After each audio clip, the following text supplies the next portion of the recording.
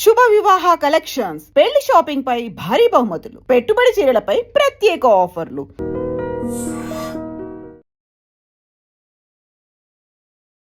మహాదేవ గురుగారు. మహాదేవ శ్రీమాత్రే నమః. శ్రీమాత్రే నమః. గురుగారు, అద్దెంట్లో ఉండే వాళ్ళు కూడా వాస్తు చూసుకోవాలా? జనరల్గా ఇంటి పేరు ఎవరి మీద అవుతుందో లేకపోతే ఎవరికి కలిసి వస్తుందో వాళ్ళ పేరు మీదే ఇల్లు తీసుకోండి అని చెప్తూ ఉంటారు. ఎక్కువ శాతం ఆడపడుచుల పేరు మీద, ఆ ఇంటి ఆడపిల్ల పేరు మీద తీసుకోమంటారు. భార్య కానీ పిల్ల కానీ అట్లా. నాకెందుకు అనిపిస్తుంది, సొంత ఇంట్లో ఉండే వాళ్ళే చూసుకోవాలి కానీ అద్దెంట్లో ఉండే వాళ్ళు కూడా అన్నీ చూసుకోవాలా?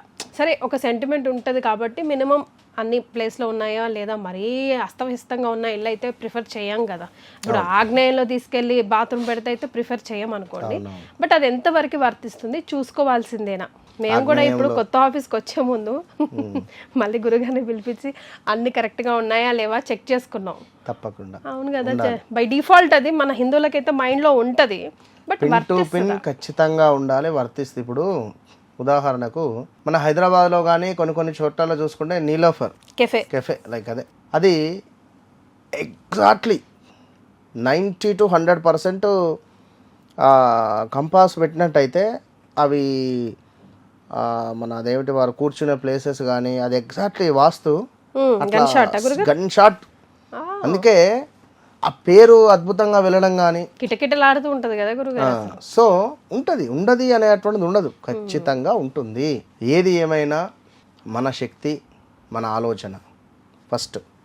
అద్దె ఇంట్లో ఉండేటువంటి వారు కొన్ని జాగ్రత్తలు అవసరమే.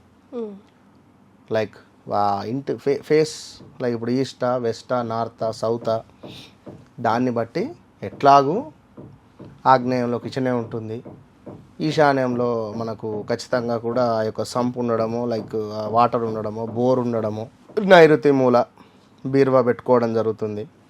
నేను అనేటువంటిది ఏమిటి అంటే ఖచ్చితంగా మనం వెళ్ళేటువంటిది ఎంతో కొంత చూసుకోవాలి. చూసుకోవాలి అనడానికి ఇప్పుడు మీరు చెప్పినవి కొన్ని పాయింట్స్. గతంలో ఆ ఇంట్లో ఉండేటువంటి వారు ఎవరో ఏం చేశారు, ఆ ఇంట్లో గతంలో ఒక ఫ్యామిలీ ఉంది అనుకుందాం, భార్య, భర్త, పిల్లలు. ఆ తల్లి పిల్లలను కొట్టడము, లేదా ఆ తల్లి కొంత క్రూర స్వభావం కలిగినటువంటిదో చెప్తున్నా, నేను అనను అట్లా ఎవరిని, అమ్మవారితో సమానం, ఉదాహరణ చెప్తున్నా. లేదా తండ్రే ఎక్కువగా నాన్ వెజ్ తినడము, మత్తు పదార్థాలకు బానిస అయిపోయి భార్యను కొట్టడము, ఇలాంటివి చేసి ఇంటి ఓనర్లు వెళ్ళిపోండి మీరు అని చెప్పి అనడము, ఇలాంటివి చేస్తే నెగిటివ్ అనేటువంటిది అందులోనే ఉంటుంది కదా. సో నెక్స్ట్ వచ్చే వాళ్ళకి అది ఎఫెక్ట్ ఉంటుంది. ఎందుకు ఖచ్చితంగా ఉంటుంది. సో దానికోసము మనం ఇంటికి వెళ్ళేటువంటి సందర్భం ముందు ఇల్లు శుభ్రంగా చేసుకొని కొంత గంగా నీటిని చల్లుకోవడము, పుణ్యాహవచనం చేసుకోవడము, శుద్ధి పుణ్యాహవచనం మనకు కొంత శుద్ధి చేసుకొని మనము వెళ్ళడము. ఇది లేదు అనుకునే తరుణంలో ఇల్లు అయితే శుభ్రపరుచుకుంటారు ఎట్లాగో. దాని తర్వాత ప్రతిరోజు ఈ పాయింట్స్ అయితే తెలుసుకోండి. ప్రతిరోజు కూడా ఒక 3-4 పాయింట్ చెప్తే బాగా అర్థం చేసుకోండి. ప్రతిరోజు ఖచ్చితంగా ఇంటి ముందు శుభ్రపరచుకోవాలి, శుభ్రపరచుకొని ఒక ముగ్గు వేసుకోవాలి. దాని తర్వాత ఇంట్లో మనకు ఈశాన్య మూల ఒక కలశాన్ని పెట్టుకోవాలి, లేదా పూజా మందిరాన్ని పెట్టుకోవాలి. ఖచ్చితంగా సౌత్లోనే ఈశాన్యంలోనే పూజా మందిరం అనేటువంటిది నిర్మించుకొని 5 నుంచి 15 నిమిషాలు తప్పకుండా ప్రార్థన, అంటే భగవంతునికి సంబంధించినటువంటి నామాలు కానీ, శ్రీరామ రక్ష స్తోత్రం కానీ, ఓం నమ శివాయ మంత్రం కానివ్వండి, కొంత జపం అనేటువంటిది చేసుకోవాలి.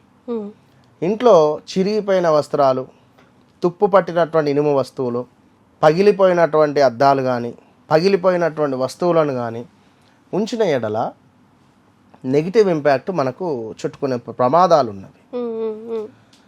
ప్రతి శనివారము ఖచ్చితంగా ఇంట్లో ప్రతి శనివారము ఇప్ప నూనెతోనే దీపారాధన పెట్టుకోవాలి, ఇప్ప నూనెతో దీపారాధన చేయాలి. ప్రతి అమావాస్యకు కూడా మనకు ఇంట్లో ఈశాన్యం, మనకు ఇంట్లో సింహద్వారం బయట